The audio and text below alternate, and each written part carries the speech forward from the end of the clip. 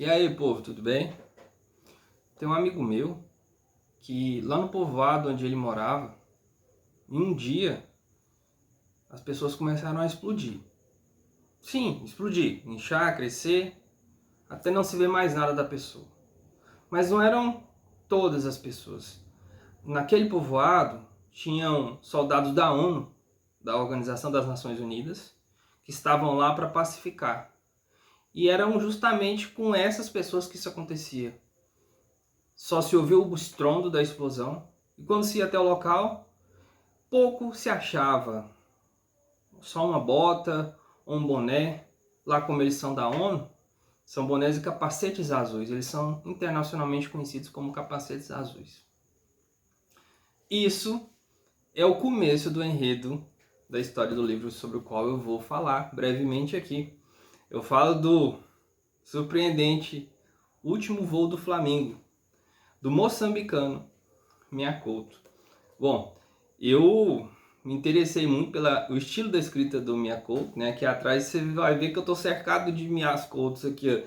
Tenho a Confissão da Leoa, um rio chamado Tempo, uma casa chamada Terra, Terra Sonâmbula, que por muitos é tido como o mais famoso dele, e tem a coletânea de contos, 29 contos aqui, O Fio das Miçangas. Esse é o quinto livro que eu leio do Mia Couto. Esse foi é o quarto romance que ele publicou. Foi publicado nos idos do ano 2000. A Moçambique estava fazendo, então, 25 anos de independência. Sim, a independência moçambicana, desse país mais ao sul da África, ela se deu de uma maneira muito tardia, uma época muito tardia, porque só em 1975 eles conseguiram a independência de Portugal, né? Os moçambicanos, para quem não sabe, falam também português, assim como a gente. Moçambique, em muitos aspectos, lembra muito o Brasil. E é nesse contexto de pós-independência, recém-independência, teve uma época de guerrilha, de guerra civil, em que se passa essa história aqui. O Último Flamengo, ele faz alusão, o título, né, a capa do livro, faz alusão a uma crença de parte de uma população, de um povo, que acredita na lenda do Flamengo. O Flamengo seria aquele responsável por dar aquela tonalidade avermelhada, roseada ao pôr do sol. Então, é uma perspectiva muito bonita, né? E todas as escritas do Mia Couto vão trazer um pouco da cultura moçambicana. Como começa? Como começa a história? De uma maneira muito inusitada. E você fica ali, gente, mas é isso mesmo que eu estou lendo? Bom, o livro começa com um órgão genital masculino decepado, achado no meio da rua. O que é aquilo? O que aconteceu? As pessoas em Moçambique, nesse contexto de pós-independência, pessoas começam a explodir. Só se ouve o estouro e uma coisa ou outra da pessoa é achada. Nem muito vestígio tem. E esse mistério passa a ser recorrente e aquilo chama a atenção das autoridades, né? Onde acontece? É em um pequeno vilarejo, um vilarejo afastado. Isso, inclusive, é uma coisa, um tema bem recorrente nas histórias do Mia Couto. São em vilarejos afastados, né? Um pouco distantes dos colonizadores. É um pequeno vilarejo chamado Tizangara. E é lá que isso começa a acontecer. Tem um administrador, o Estevão Jonas, e esse administrador vai receber uma equipe das Nações Unidas, né? A ONU, de fato, esteve presente naquele país lá. Os capacetes azuis são soldados da ONU, estiveram de fato presentes. Então há um elemento histórico também nessa composição literária aqui. Então, uma equipe vai para lá para investigar quem é responsável por essas explosões, por esse caso tão estranho. A gente fica intrigado, né? E por entender. E vai para lá um italiano, o Massimo Ricci. Esse italiano, ele é um inspetor, um policial das Nações Unidas, que ele é designado para ficar lá em Tizangara e descobrir quem está fazendo isso, como que isso acontece. E antes de seguir nessa história já um pouco absurda, né, eu faço uma reflexão que eu aprendi com meu professor de teoria literária. Ele diz o seguinte: olha, às vezes o absurdo ele nos ajuda a refletir sobre o real. E é isso, foi com esses olhos que eu li esse livro, é com esses olhos que eu convido você a ler esse livro. A história ela é contada por um narrador que ele é inominado, mas ele é natural lá de Tizangara. Ele saiu para estudar, então ele é letrado, e ele é nomeado pelo Estevão Jonas, que é o administrador do vilarejo, como tradutor, porque afinal de contas quem vai vir investigar é um italiano. O narrador ele sabe mais de uma língua, então ele é incumbido de ser o tradutor desse policial italiano da ONU, incumbido de investigar os crimes que estão acontecendo, se são crimes, né? Quem está fazendo. Então o narrador ele vai nos contar a saga do italiano, do Massimo Rossi, para tentar descobrir quem está fazendo aquilo e por quê.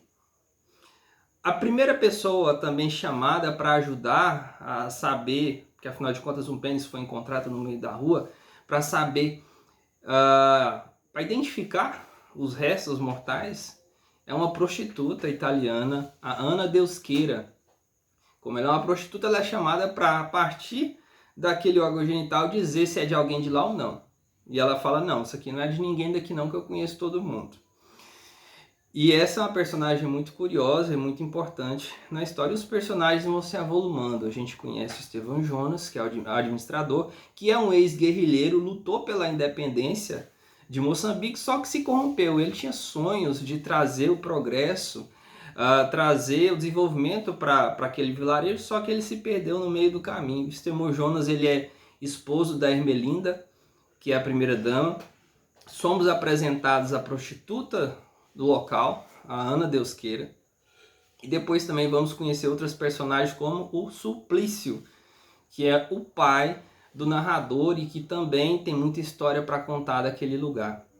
O que a gente vai percebendo gradativamente é que a história é permeada de lendas daquele pequeno povoado. E esse é um tema muito recorrente para o Myakoto, né? É um choque entre o velho e o novo, né? O velho representado ali pelos valores, pelas tradições do vilarejo, e o novo representado pelo avanço tecnológico, pelos pensamentos dos colonizadores, dos portugueses. Então esse choque ele é uma constante. Outra constante é justamente o lirismo, né? O Myakoto ele mistura, a prosa dele é uma prosa poética, então é muito gostoso de se ler. Isso, inclusive pelo nome dos personagens. O pai do narrador é chamado de Suplício, a prostituta é chamada de Ana Deus Queira, e isso é ao longo de toda a história. Esse lirismo, há um fragmento, por exemplo, que é bem interessante, no qual o pai do narrador explica sobre a condição humana, de certa forma, e da maneira dele. Nosso corpo é feito de quê? De carne, sangue, águas contidas? Não, segundo ele, o corpo era feito de tempo. Acabado o tempo que nos é devido, termina também o corpo. Depois de tudo, sobra o quê? Os ossos. O não tempo, nossa mineral essência. Se de alguma coisa temos que tratar bem, é do esqueleto. Nossa tímida e oculta eternidade. Então, sistemas como tempo, casa, a gente vai ver em tudo que o Myakoto foi escrever, e dessa maneira.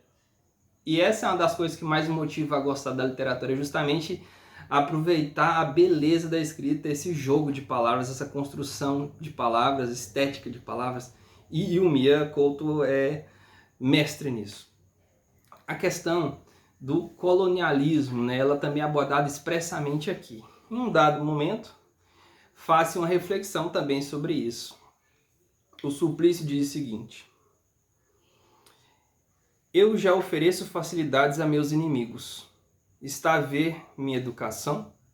Falam muito de colonialismo, mas isso foi coisa que eu duvido que houvesse. O que fizeram esses brancos foi ocuparem-nos. Não foi só a terra, ocuparam-nos a nós, acamparam no meio de nossas cabeças. Somos madeira que apanhou chuva, agora não acendemos nem damos sombra. Temos que secar a luz de um sol que ainda não há. Esse sol só pode nascer dentro de nós. Está me seguindo completo. Bonito, né? Fala de esperança, fala de um novo tempo ali. É uma expectativa que se criou com a independência de Moçambique em relação a Portugal, só que infelizmente isso não se cumpriu. Então até a esperança daquele povo de dias melhores foi prejudicada. E paralelo a isso, né, mais explosão acontece. Novo soldado explode e o mistério continua.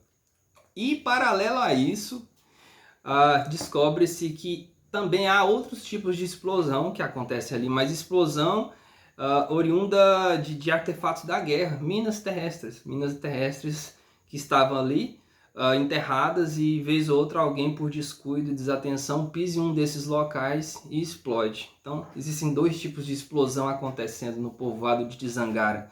A explosão que as pessoas vão inchando explode, a misteriosa, digamos assim, e aquela explosão, herança maldita da guerra civil que aconteceu recentemente no país.